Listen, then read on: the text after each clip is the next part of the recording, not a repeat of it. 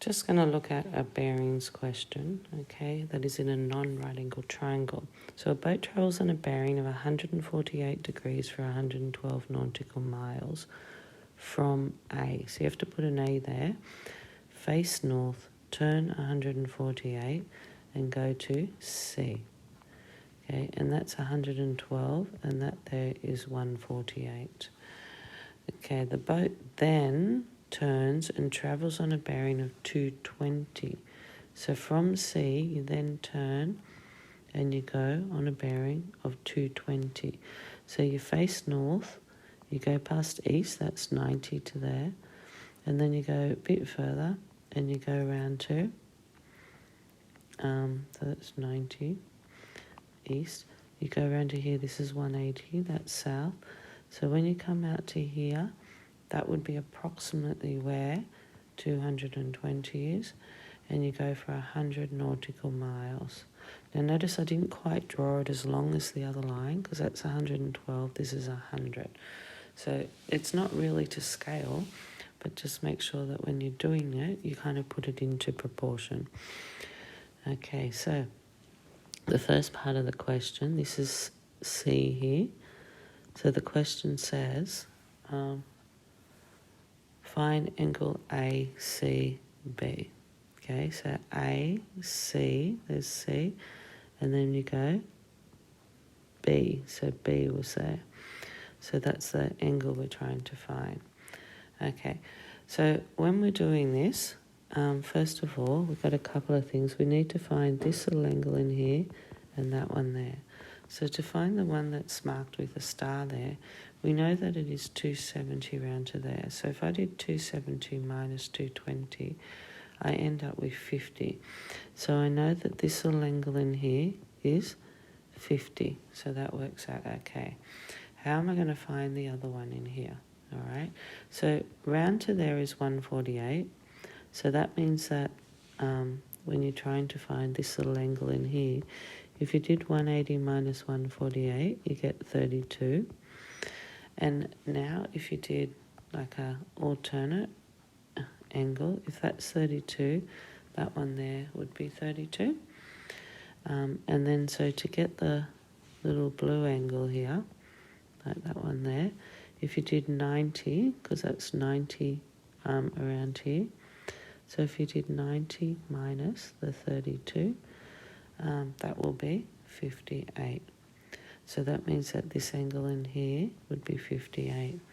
So when you're doing angle ACB, it will be the 58 plus the 50, which actually ends up to be 108. So I just rubbed out some of the other information. We now won't need so much to answer the next question. So the first one's 108. So that's 108 in that angle there. So the question now is how far from B, so from B, so there's B there, is it directly back to A? So that would be your line just there, okay? So there's the X there. So in order to answer that question, what we need to do is we need to redraw that triangle, okay? And use one of our trig rules.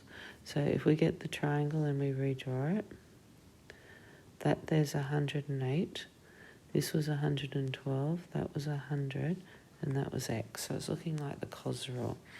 So with the cos rule, you just go x squared equals 112 squared plus 100 squared minus 2 times 112 times 100 times cos 108. I forgot to put the formula. The formula is c squared equals a squared plus b squared minus 2ab cos c. Okay, so the c, just in this, the c is that x. The c is x. Opposite is big C. This one's little a, and this one here is little b. And that's why it is x squared equals 112 squared plus 100 squared, because that's a squared plus b squared, minus 2 times 112 times 100 times cos 108. So we figure out that answer, and then we have to make sure we square root it. To you get 29465.98. And when you square root your answer, you get 171.7 nautical miles. Okay. All right, so now the second part of the question is, on what bearing would you have to sail to directly go back from A? So A is down, to go back to A, sorry. So A is up here from the B. So how do I go directly back to A from the B? So here's the B here. So at the B, we actually have to do a cross. So what we're after here is this whole angle coming around here. Now, in order to find that, we need to actually get the little angle that is in between here. Now, that's a little hard to get without finding this big angle here. And also, we'll also need to get this one in here. So to get that one in there that's in purple, if you come back here, you can get it using alternate and this 220 that's over here. Because it's 180 to there, and 220 minus 180 means that that one in there is 40. So when you do the alternate on the diagram there, when you do the alternate, that means that that angle in there is 40. So that's 40, but what we're going to have to do now is find that angle there. So we know that this one here is 171.7. So we're going to have to re-look at that triangle. So if we redraw the triangle and some of the things that we actually know, you've got to make sure that if you're using this one here, you don't use the rounded off answer. We could use the sine rule on that, or we could use the cos rule as well with the one angle and the three sides. So the sine rule would be sine theta over 112 equals sine 108 over 171.7.